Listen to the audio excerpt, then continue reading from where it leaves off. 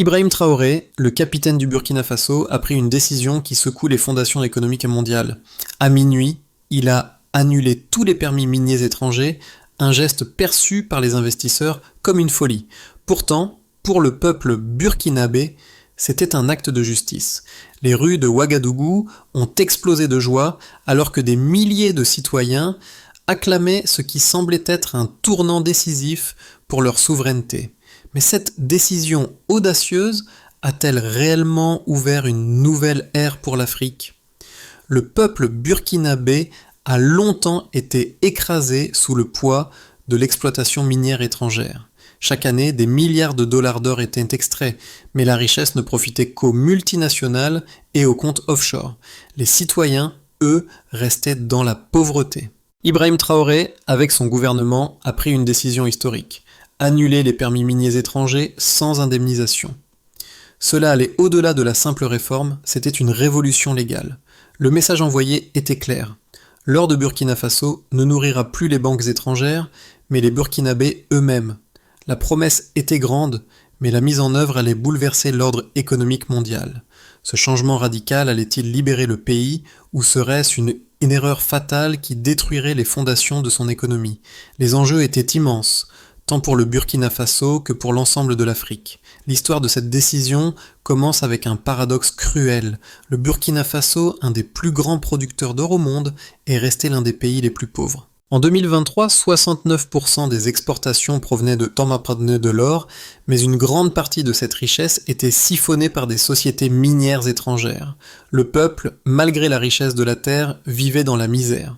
Les entreprises minières, souvent protégées par des contrats opaques et des tribunaux internationaux, ne payaient que de faibles taxes, laissant derrière elles des dettes et des dommages environnementaux. La situation semblait irréversible, jusqu'à l'arrivée d'un homme, Ibrahim Traoré, un capitaine militaire devenu leader. À seulement 34 ans, il se dressait contre un système qui semblait indestructible. L'introduction du Code minier de 2024, avec son article 42, marquait une rupture totale avec le passé. Ce nouvel article stipulait que toute entreprise impliquée dans la fraude, le blanchiment d'argent ou la corruption perdrait ses permis miniers sans compensation. Une telle loi allait secouer non seulement le Burkina Faso, mais aussi le monde entier. Les investisseurs internationaux, notamment ceux des grandes capitales comme Paris et Toronto, ont immédiatement qualifié cette décision de suicide économique. Mais à Ouagadougou, la réaction était tout autre. Des foules sont descendues dans les rues pour célébrer cette réforme. La promesse d'un avenir où les Burkinabés prendraient le contrôle de leurs ressources naturelles a allumé une étincelle d'espoir. Cette décision allait-elle réellement transformer le pays ou était-elle le prélude à une catastrophe ? Le capitaine Ibrahim Traoré n'était pas un homme né dans la richesse ou l'opulence. Il venait d'un milieu modeste et contrairement à de nombreux dirigeants africains, il n'avait pas fait ses études à Paris ou à Londres. Mais ce manque de privilèges l'avait forgé dans une autre école, celle de la réalité burkinabé. Il avait vécu les inégalités, ressenti la douleur de son peuple et vu de ses propres yeux l'exploitation des ressources naturelles sans bénéfice pour les citoyens. À l'âge de 34 ans, Traoré devint le symbole d'une révolte contre des décennies de domination étrangère. Son ascension dans les rangs militaires, marquée par un sens aigu de la justice, l'amena à comprendre que le véritable pouvoir d'une nation réside dans la gestion de ses ressources naturelles. C'est cette vision qui le poussa à mettre en place le nouveau code minier, changeant à jamais la dynamique entre les Burkinabés et les entreprises étrangères. Mais cette décision allait-elle être perçue comme un acte de souveraineté ou comme une tentative risquée d'affronter un système mondialement établi ? Les premières réactions furent partagées, tandis que les citoyens de Ouagadougou célébraient, les capitales occidentales étaient prises de panique. Les premières manifestations de soutien au sein du pays montraient que cette réforme résonnait comme un espoir de dignité retrouvée. Traoré, quant à lui, restait calme, déterminé à faire de cette réforme un modèle non seulement pour son pays, mais pour toute l'Afrique. Le 1er avril 2024, la décision du gouvernement burkinabé d'annuler les permis miniers étrangers provoqua un choc immédiat. Les investisseurs internationaux, en particulier ceux des grandes entreprises minières canadiennes et australiennes, commencèrent à se retirer du pays, anticipant des pertes colossales. Mais pour la population burkinabé, cette décision fut accueillie comme un acte de justice. Les rues de Ouagadougou se remplirent de manifestations de joie alors que des milliers de citoyens acclamaient le geste audacieux de leur président. Ibrahim Traoré, de son côté, restait silencieux, concentré sur la mise en œuvre de la nouvelle loi. Le pays traversait une phase d'incertitude totale, mais le dirigeant savait qu'il devait agir rapidement pour éviter que les multinationales ne retrouvent leur emprise sur l'économie. Ce qui était perçu comme une folie à l'international semblait être une occasion historique pour le Burkina Faso de reprendre le contrôle de ses ressources naturelles. L'annulation des permis miniers ne signifiait pas simplement la perte des concessions étrangères, mais aussi la possibilité d'une gestion locale plus équitable des richesses de la nation. La grande question qui se posait alors était: le pays pourrait-il surmonter les sanctions et l'isolement potentiel de la communauté internationale ? Dès les premières semaines, des tensions commencèrent à se manifester à l'échelle internationale. Les marchés financiers eurent une réaction négative, avec une chute des indices boursiers. Cependant, dans les communautés rurales, les réactions étaient différentes. Les mineurs, qui avaient longtemps été exploités par des sociétés étrangères, se sentaient enfin entendus. Dans des villages comme Fadangourma et Goma, les autorités locales commencèrent à superviser les mines et à assurer une plus grande transparence. La réaction des autres pays africains ne tarda pas. En quelques semaines, le Mali et le Niger commencèrent à observer de près cette situation, avec des murmures de réformes similaires dans leur propre nation. Le vent du changement soufflait sur le Sahel, et beaucoup se demandaient si d'autres pays du continent n'allaient pas suivre l'exemple du Burkina Faso. Pourtant, Traoré savait que ce processus ne serait pas facile. Il fallait rétablir la stabilité économique tout en assurant que les ressources naturelles profitent véritablement au peuple burkinabé.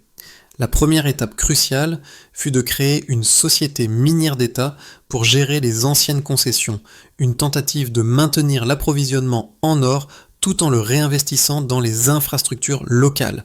Si cette politique réussissait, le Burkina Faso pourrait devenir un modèle de gestion des ressources naturelles pour d'autres nations africaines. Les résultats économiques du Burkina Faso, suite à la révision de ses politiques minières, furent impressionnants. En 2025, la production d'or a augmenté de près de 10%, malgré la suspension des contrats étrangers. Cette croissance s'est accompagnée d'une augmentation substantielle des revenus publics. Selon les dernières statistiques, les recettes fiscales issues de l'exploitation minière ont doublé, atteignant près de 400 millions de dollars. Ce chiffre était bien au-dessus des attentes, et la transition vers une gestion nationale des mines semblait avoir été un succès. Pourtant, certains économistes internationaux n'étaient pas prêts à accepter que cette politique audacieuse puisse fonctionner à long terme.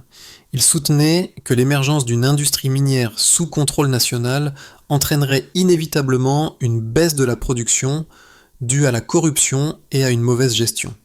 Cependant, la réalité sur le terrain ne confirmait pas cette théorie. Non seulement la production d'or augmenta, mais elle se diversifia également. Les mines gérées par des entités locales sous la supervision de l'État ont produit de l'or de meilleure qualité, ce qui a conduit à une augmentation des exportations. De plus, un audit national de tous les permis miniers a permis de détecter des irrégularités et de récupérer des millions de dollars en taxes impayées. La réforme a également permis de créer près de 50 000 nouveaux emplois dans le secteur minier, dont plus de 60% étaient occupés par des Burkinabés. Ces résultats ont démenti les prévisions catastrophiques des analystes étrangers qui avaient prédit une catastrophe économique imminente. En effet, ces chiffres ont renforcé la légitimité de la politique de Traoré et ont inspiré d'autres nations africaines à adopter des réformes similaires. Le pays, autrefois perçu comme fragile et dépendant de l'aide internationale, est désormais considéré comme un exemple de résilience économique. Toutefois, les défis restent nombreux. L'accès au financement international est limité, et les pressions extérieures continuent de croître. Les sanctions économiques, bien qu'inefficaces à ce jour, sont toujours une menace qui pèse sur l'avenir du pays. Cependant, la solide croissance économique enregistrée dans les secteurs clés de l'or, de l'agriculture et de l'infrastructure, combinée à un environnement politique stable, ont démontré que l'autonomie économique du Burkina Faso était non seulement possible, mais également durable.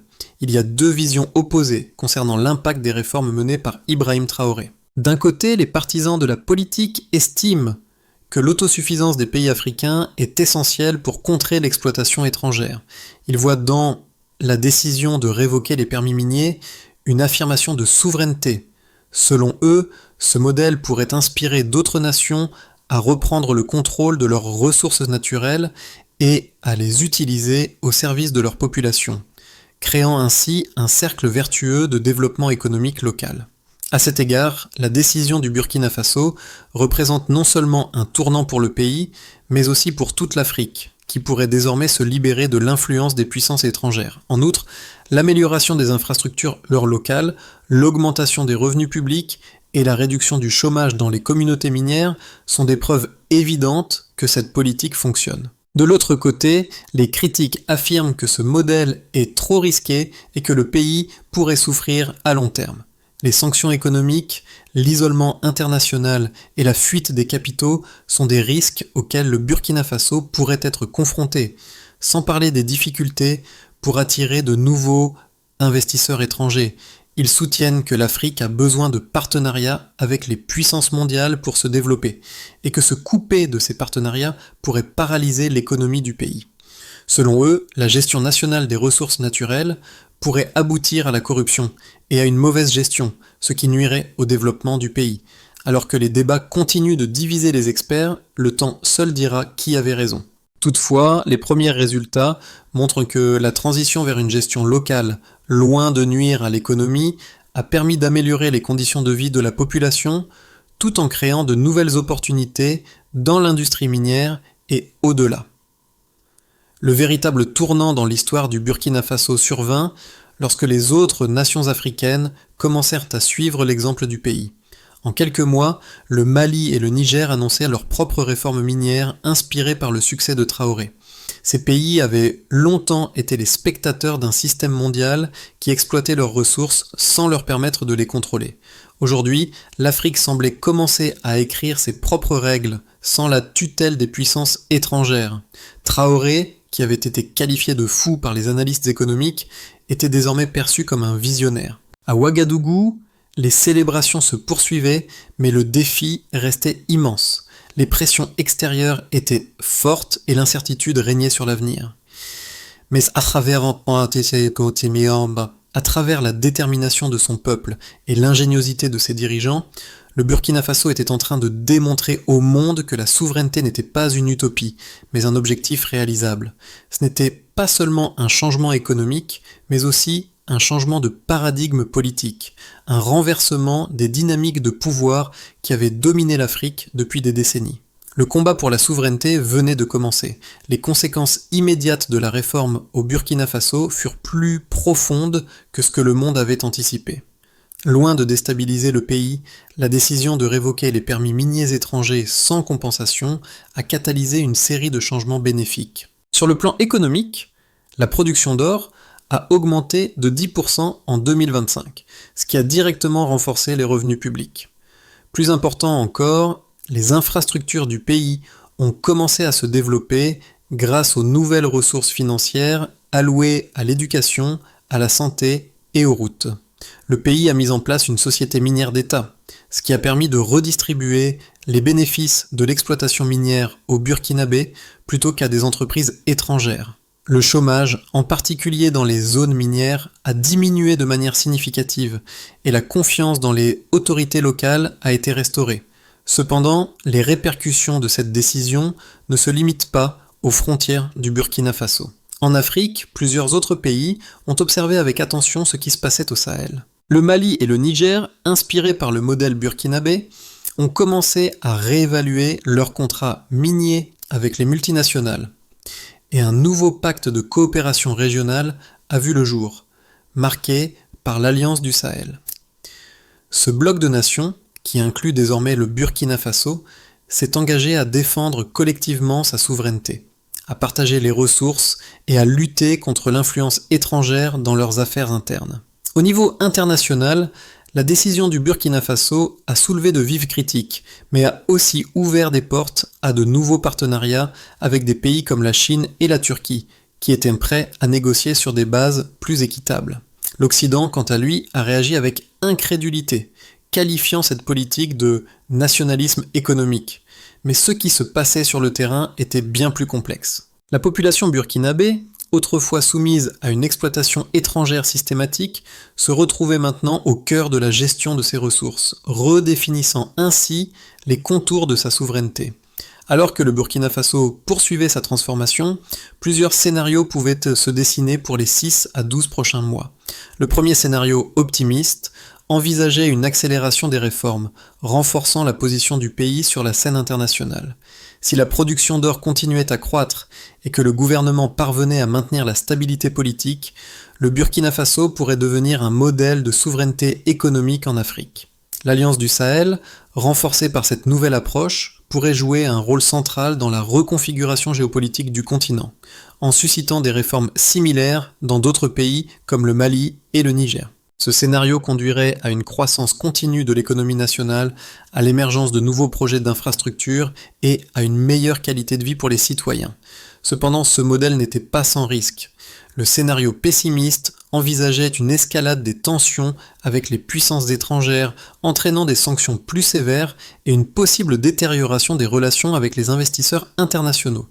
Dans ce cas, la croissance économique pourrait ralentir, l'accès au financement étranger se limiterait et des tensions internes pourraient émerger, notamment si les attentes populaires vis-à-vis des réformes n'étaient pas satisfaites. Le troisième scénario, plus réaliste, était celui d'un équilibre fragile entre progrès et défis. Le Burkina Faso continuerait de naviguer entre ses relations extérieures complexes et ses ambitions internes, cherchant à renforcer ses institutions et à garantir que la richesse minière profite effectivement à la population. Si le gouvernement réussissait à maintenir ce cap, il pourrait établir une base solide pour le futur, bien que des ajustements et compromis soient nécessaires pour éviter un isolement économique total. Le Burkina Faso, dans ce cas, pourrait devenir un acteur important de l'autosuffisance en Afrique, mais non sans sacrifice.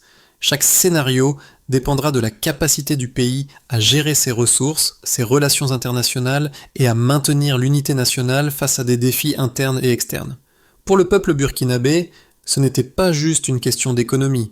La réforme minière était un acte de justice. Les Burkinabés avaient vu leur richesse naturelle exploitée pendant des décennies sans jamais en tirer profit. En reprenant le contrôle de ses ressources, le pays a redonné un sens à la dignité collective. Les habitants des villes minières comme Fadengourma et Goma, qui avaient souffert de conditions de travail inhumaines, ont maintenant accès à des formations, à des soins de santé et à des infrastructures financées par l'or qui avaient autrefois enrichi des sociétés étrangères. Les Burkinabés peuvent maintenant rêver d'un avenir où leurs enfants ne fuient pas la pauvreté, mais restent dans un pays qui leur offre des opportunités. À l'échelle continentale, la situation du Burkina Faso inspire un changement de perspective. Ce modèle n'est pas seulement pour les gouvernements, mais pour les citoyens eux-mêmes. Il montre que la souveraineté n'est pas un privilège des puissances mondiales, mais un droit fondamental de chaque nation. Ce changement s'est fait dans les rues, où des milliers de Burkinabés ont montré leur soutien à Traoré et à ses réformes. L'Alliance du Sahel, qui se forme progressivement, est une réponse à un monde où l'Afrique s'est longtemps vue comme un terrain de jeu pour les puissances étrangères. Aujourd'hui, le Sahel se tient fermement et réclame le respect de ses droits et de ses ressources. Le Burkina Faso, en redéfinissant son destin, devient un symbole d'une Afrique qui choisit de ne plus s'excuser pour ses aspirations.